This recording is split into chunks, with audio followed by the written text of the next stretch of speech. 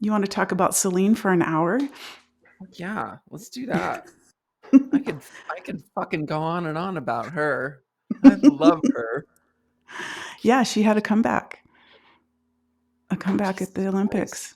Did you see her documentary? Oh my God, I cried through the whole thing. And I sing as well, and so I don't know how devastating it would be for her. She's been in the spotlight for so many years, Mm-hmm.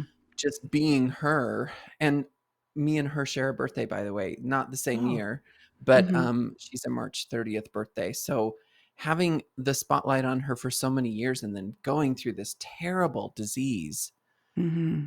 And what a Devastating. God, she's such a fucking rock star to show be so vulnerable and to Mm-hmm. show how, she had like there's a clip in the movie that Mm-hmm. shows her going through one of her spells and one of Yeah. one of her seizures, and it's so heartbreaking to watch, and then trying to get her voice back and recording in the booth, and just knowing her voice couldn't do what it used to be Mm-hmm. able to do.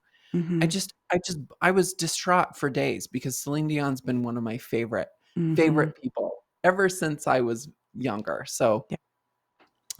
to see her on the Olympics the other night, I was inconsolable. I was sobbing. I could not believe how wonderful she sounded. I mean, it was what what a f- I'm speechless when it comes to how I feel about it. She is Mm-hmm. so incredible, and her voice has shifted and changed so many people's lives. Yeah. It's so exciting to see. I love it. Well, I think too, I mean, just from watching the documentary, and I think, like you said, the word vulnerable, to put herself on stage live, not knowing that she could have an episode Yeah, where she, freezes up, her body, yeah, goes tense, which could happen live. She yeah. risked it all, Mhm. just it, what, and I've got chills right now because I'm sitting here thinking, what a wuss I've been. I And know. It's being vulnerable on this podcast and not saying the things that I feel like I want to say, or editing myself or holding Yeah. back. And look what she just did, Oh, in front of the yeah, world. yeah. And why am I being, I mean, I want to cry. It's like, why am I being such a little bitch about just getting on and speaking my truth and saying what I feel? Everybody Yeah. else does it. And I've Well, guess created a what? space for everybody else. So let's Yeah, just do it. yeah. Well, guess what? Celine Dion is an Aries, just like you and I are. And Oh. Aries is the archetype of the warrior. Mm, And sometimes what I've found being an Aries is that my whole life has been kind of a battlefield. And so I have to kind of pick and choose where I'm going to be the warrior. mm, mm, And sometimes I'm really apprehensive of showing people that energy because it's a little much. It can be a little intense. So I've spent my life kind of censoring myself because I know that some of the things that come out of my mouth are really divisive and really abrasive. But the people that are in my inner circle, like the people that I consider my family, the people that I talk to mhm. every day, they're fine with it. Yep, I'm fine with it. They're fine with it. And Yeah. I need to just be more comfortable, you know, doing Mhm. that on here. I Yeah. so I love that we're kind of taking a cue from Celine, right? Mhm, She's mhm. doing this in front of millions and millions of people, right? Yeah. I mean, I'm sure her team was standing right behind the curtain, ready if something happened. Oh, And yeah. we have each other, and I want you to know that in this space that I support you being you. We may not agree Yeah, back at you. Yeah, with our different beliefs or values and stuff like that, yeah, but I want to create a safe space for you to be who you are, to say what you feel like you need to say, yeah, in any way that you feel you need to say it, because yeah. I think it's important. And I don't know if you saw that little thing I just sent you before we came on. Mm-mm. I screen grabbed it. It says, anything you lose by speaking your truth isn't a loss, it's an alignment. Ooh, that's amazing. I love that. I love Hmm. that. So I have a So, story. okay, share. So when I was a Mormon missionary in Australia, me and my companion were in this really difficult area. Um, Very few people spoke English. It was a very, you know, a very strong European influence there, and also a very strong Muslim influence. So here's two Mormon Mm. missionaries going through a neighborhood, knocking on doors, and being totally, if just our presence there was completely offensive, right? And there was this one family that was in the Mormon community that kind of took us in, and we could go, rest in the middle of a hot day and Mm. go have lunch. And one evening they invited us over for dinner, and missionaries are not supposed to watch TV. Like, TV is completely off limits. Oh. So members Mm. of the church, when they invite missionaries into their home, they have to make sure the television's off. Well, we Mm. went to this family's house one night, and they didn't really give a shit about our rules. They were like, if you want to come over, the TV's going to be on. Well, it was the American Movie Award, or the American Music Awards that night. Mm. And I was heartbroken because right before I left on a mission, Celine Dion came out with uh, her her album called "Let's Talk About Love." I think it was "Let's Talk About Love," or I've forgotten what it was.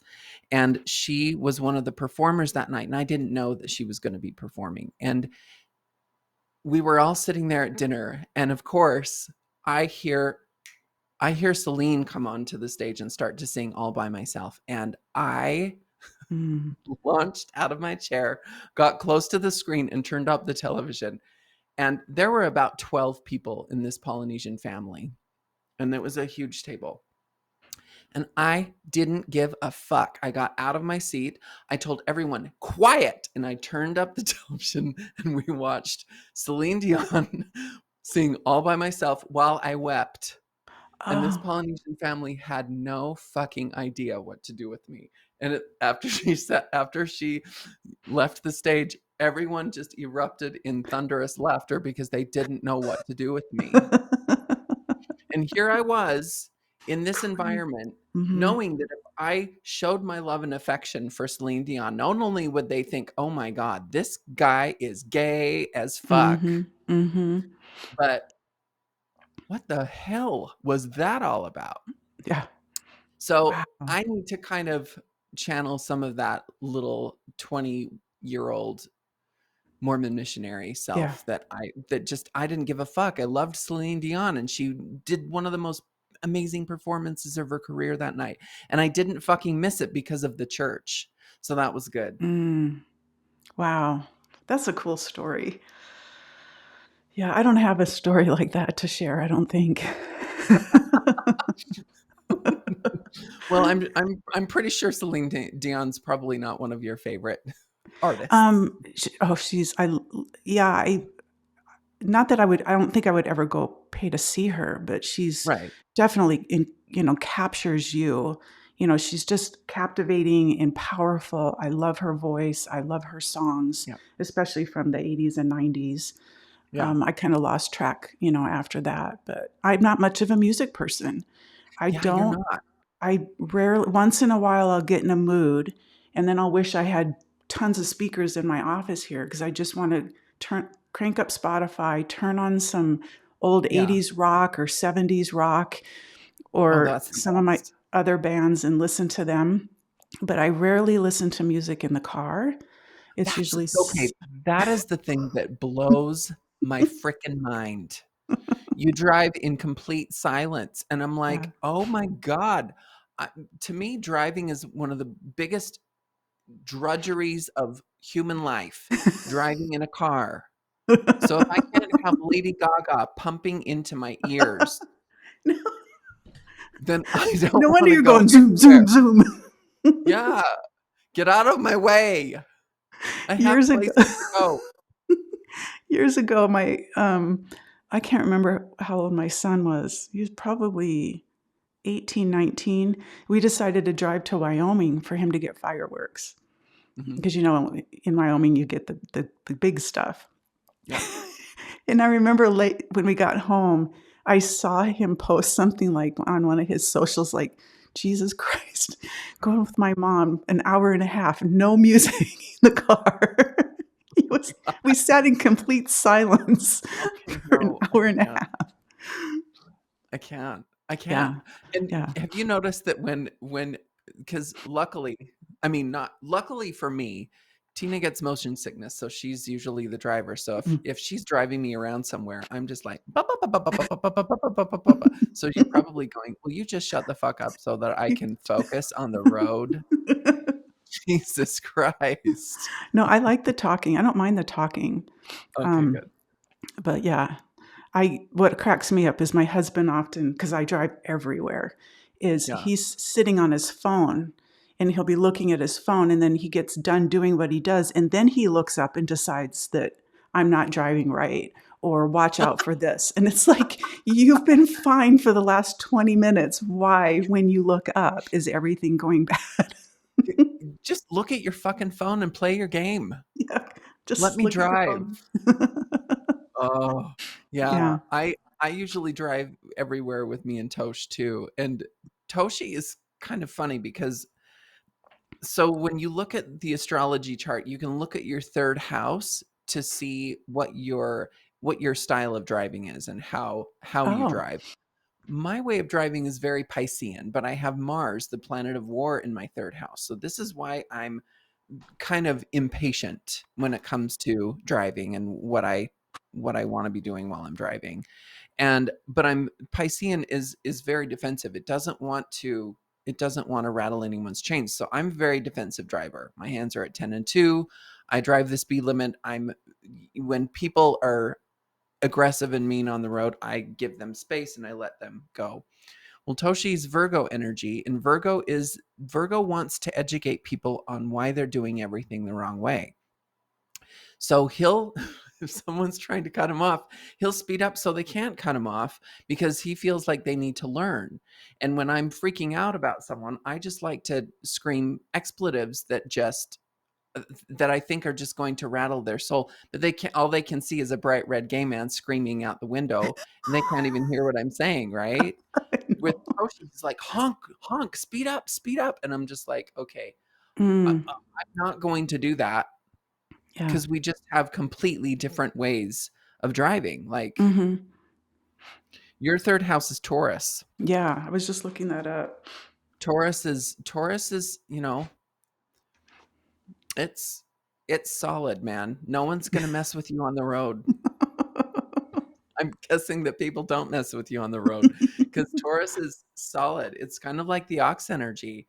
When it Mm, plants its feet in, it's not moving. It's not going to budge. So if yeah. people are behind you honking at you and telling you to budge, you're just like, I think I'll stay here longer just to Well, that be slow. explains it because my son or typically he's like he doesn't like how much him and my husband don't like how much space I allow in front of me. I'm getting older. Like my reaction is not the same, right?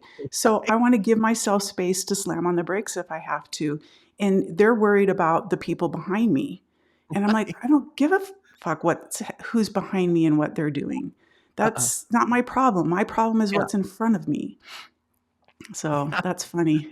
No, I love it. Oh my gosh. Um, Oh, are you watching the Olympics at all? No, No. I have no care or love for sports. Mhm. I watched Lady Gaga perform, which I freaking love her, and Celine Dion. Mhm. Lady Gaga's also an Aries, so a lot of Aries Oh, in the Olympics. interesting. So yeah, I just don't care. I don't care about the Olympics. I'll watch clips on TikTok of like Mhm. the best Yeah. athletes and their best performances, but other than Mhm. that, or I'll watch the divers because they're in Mm. speedos. But that's my Mhm. only drive to watch the divers. I really don't Yeah. care. Yeah. So, I watched the do you? highlights. I do. I watched the highlights last night. Um, I'm so funny because I typically am like, I'm not interested, but then once I'm sitting there, I like the highlight. I don't like to sit and watch a huge chunk of the same stuff. but I found myself kind of getting excited. You know, my heart was Mhm. racing, you know, especially the relay, the men's relay, swimming relay.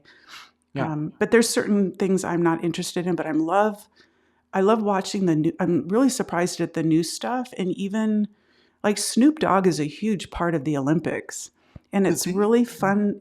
It's like it I feels love him. random, and you know he's like hanging out with the families of these athletes, getting to Oh my kind of god, I feel love what that. they're going through, and Yeah. I think that's fascinating.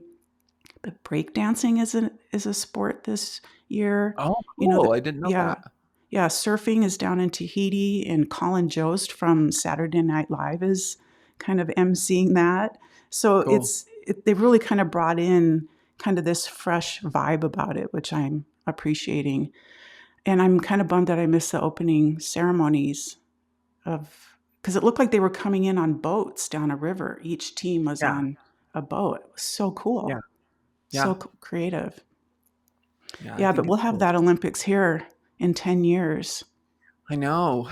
Hmm. Yeah, we've been Yeah. through that. Yeah. Do you I remember what mean, it was like the last oh, time?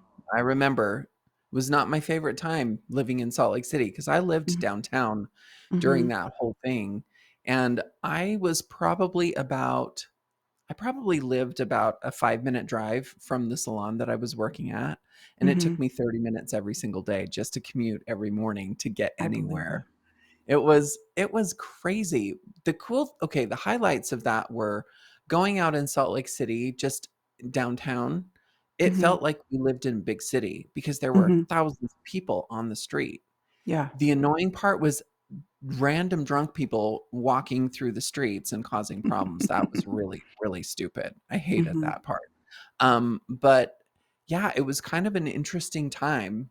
Um, I just remember it was really difficult to get every place. I Mm-hmm. did go to a couple of the medal ceremonies concerts. I went to Mm-hmm. NSYNC. They're Oh. one of my favorites as well. Mm-hmm.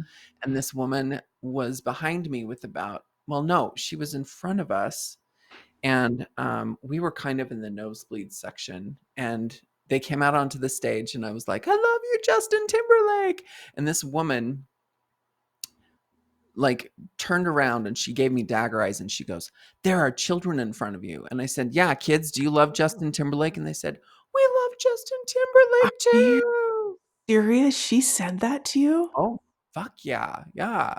Some Mormon bitch that was like, "No, you're gay," you know? But then I asked her kids, I was like, "Don't you love Justin Timberlake?" And they said, "We love Justin Timberlake too." And I was just like, yeah.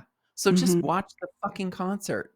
Yeah. So yeah, there were a lot of interesting things that happened during the Olympics, but Mm-hmm. yeah, I loved going to the some of the concerts. That was really kind of fun. So Yeah. it'll be interesting to see what they have. The guy that I was dating at the time, he was a dancer and he was in the opening ceremonies for the Mm. Paralympics. And Mm. um we lived right across the street from Rice Eccles Stadium, so I got to go to Oh, the dress rehearsal, and I how can fun. remember it was close to like 10 degrees that night. It was one of the coldest moments of my entire life. It was so cold in a stadium of thousands of people just shivering. So Mm-hmm. it'll be interesting to see Yeah. I what worked happens. downtown during that time, and it was, you know, this was right after 9/11. Yeah, So it was. security was maxed out. Because I remember there was, because I just was a block from the Delta Center, Mhm. and that whole area was chain link fence. They blocked off blocks and roads and everything.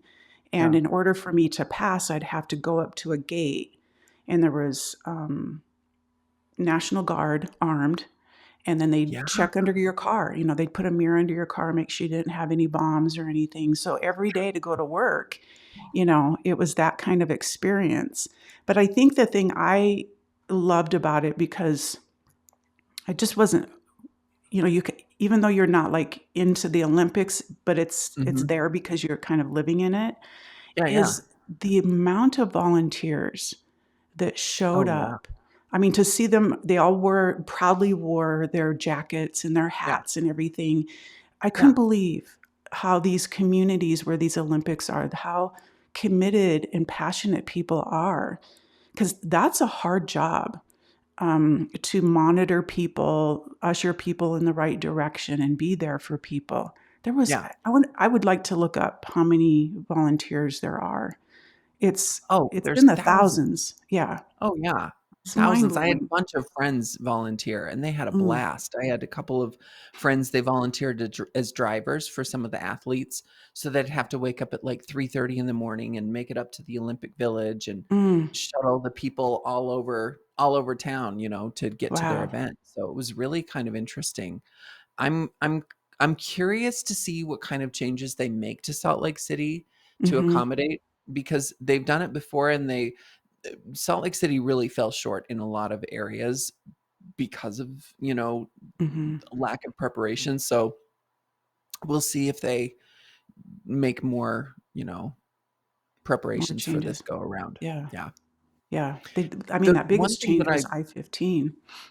oh my God, that was crazy. And I they knew that the Olympics were going to happen. Let's see. Yeah, they knew the Olympics were going to happen like 10 years before that. So while I was in Australia on a mission, they were renovating the freeways. And so when I got back, the Mm, freeways were all ripped up so that they could add mhm, more lanes. So that was actually a good thing, because now when you mhm. drive on the freeway, it's Got packed. It doesn't matter what time of day. And this Mhm. was what, 25, 30 years ago. So Yeah, yeah. 25 years ago. Yeah, Wow. one of the things that I do appreciate about the Olympics, though, is that with all of the crazy division that we've got going with politics, Mm, everyone can watch the Olympics and root for the Olympic team for the United mhm, States. Like, I mhm, like that energy. There's mhm. there's something that brings people together about the Olympics. So Yeah, yeah. I like that. I like that I during such an intense time that's Mhm. dividing Americans. Yeah, I love that. Oh, we have a lot to talk about, don't we? We do Mhm. all the time. Yeah. And maybe once in a while we can just come on and go, "Hey, What's going on? hey, How are you hey," and doing? then well, this was a good little exercise for us to kind of, Yeah, be more conversational and share more. Um, and I'm sure the topics will get hot. They'll they get, will. it's an intense time. And if you're not feeling that intensity, and really, I think acknowledging that intensity, we can't put our head in the sand. We can't, No. pretend that everything's good, but we can Mhm. focus on what we have control over, and focus our energy where we want the positive, where what we want, you know, Yeah, like what you resist persists. So yeah, focus on it's what true. you want. But like attracts like, we're magnetic human beings. So it'll be interesting to see where we go Mhm. with this. Yeah.